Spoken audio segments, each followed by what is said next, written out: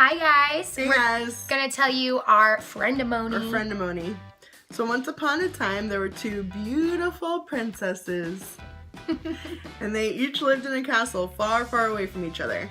And they had come to salvation through Jesus, and God told them to leave their castles and their old lives and their old friends and to wander in the desert for a little bit. And when they were out in the desert, they cried out to God and said, "Hey God, why am I alone out here in this desert? Why aren't there any of the princesses to play with?" And then they cried.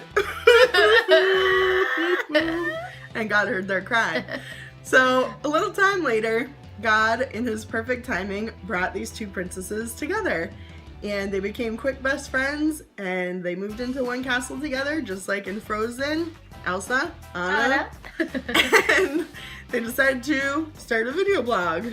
Do you want to build a video blog? It could be really cool.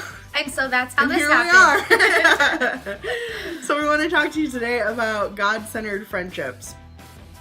So in Matthew 12:48, Jesus said, well, right before that, Jesus' mom and his biological bros had showed up where he was speaking, and his disciples said, "Your mom's here, your brothers are here, they want to talk to you." So in Matthew 12:48 through 50, Jesus asked, "Who is my mother and who are my brothers?" Then he pointed to his disciples and said, "Look, these are my mother and brothers.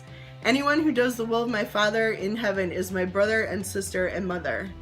So that lets you know that there are going to be people who aren't biologically related to you, but they're going to become your family. And it's people that are probably in your church, or that you find through mission trips, or have common goals that are faith-centered, that are going to become really close to you, just like family.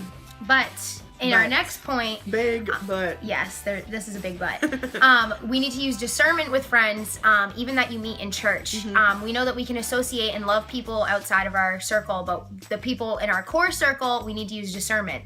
Paul writes in 1 Corinthians 5:11, "I meant that you are not to associate with anyone who claims to be a believer, yet indulges in sexual sin, or is greedy, worships idols, is abusive, a drunkard, or cheats people." Don't even eat with these people. So even though you might meet them in church, you still have to have your guard up and make sure that these people are legit before you let them into your inner circle, your trust circle.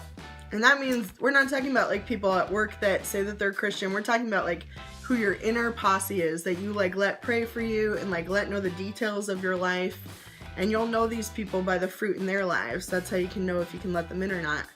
So you don't want to isolate yourself. And we both went through a period of isolation, and we've talked about it a lot, where we were really lonely and it was real. And we were like, "Man, God, I'm serving you. And where are all my Christian friends? Like my old homies had my back. We hung out and did bad things all the time, but we were together and had fun. Like, where are these Christian friends?" And when he brought us together, and I'll let you know a little secret, we have a girl gang at church. Shout out to the girl gang! Hashtag girl gang! When he brought all these people into my life and Court's life, it was so much better than we ever could have expected or asked him for. Like, we are iron sharpening iron. We go to these people with prayer requests. A lot of times we talk about, just funny stuff or important stuff like bacon. Very important. But they're also the people that we go to when something's really happening, when real life is happening and we really need their help. And in Ecclesiastes 4:12, it says, "A person standing alone can be attacked and defeated, but two can stand back to back and conquer. Ooh. They're even better, for a triple braided cord is not easily broken." So a triple stranded cord is not easily broken, guys. So that means that there's strength and unity. Yeah. Which brings us to our next point, which is 1 Thessalonians 5:11, which says, "So encourage each other and build each other up as you are already doing." So it's very important to be surrounded by people who are going to lift you up and who are going to give you faith-based advice. Not just people who are going to tell you what you want to hear. No. It's people who will say, "Listen, dude, you're not living right. You're making a bad decision. You're headed down the wrong road. What are you doing? Right. You need to fix this." You need people in your life that are going to do that. It's very important.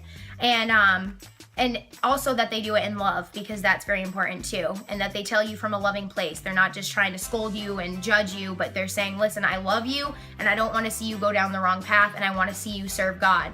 And so that's very important. Which brings us to our last point. In James 5:16, it says, confess your sins to each other and pray for each other so that you may be healed. The earnest prayer of a righteous person has great power and produces wonderful results.